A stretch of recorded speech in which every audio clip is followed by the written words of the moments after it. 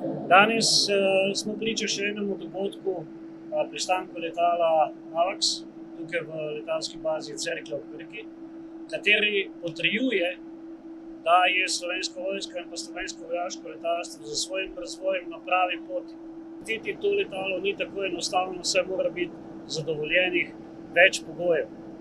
Naša letalska baza s tem dokazuje, da je pripravljena in pa vrhunsko usposobljena ter tudi opremljena, da suportira takšno letalo, kot je letalo AWACS. Today I do have the honor of representing the NATO Airborne Early Warning Control Force. As you can see in the background, the NATO AWACS is a powerful, flexible and deployable capability for air and sea surveillance. It is a unique platform owned and managed by the Alliance. And it holds a special place in NATO history since it was the very first multinational flying units across the Alliance. Therefore, the force is a key enabler for air surveillance.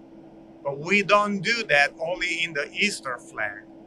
We protect all the Alliance territory, including Slovenia.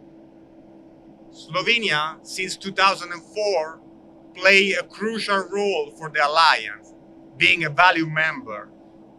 As a committed ally, Slovenia contributes to the collective deterrence and security of its fellow member states.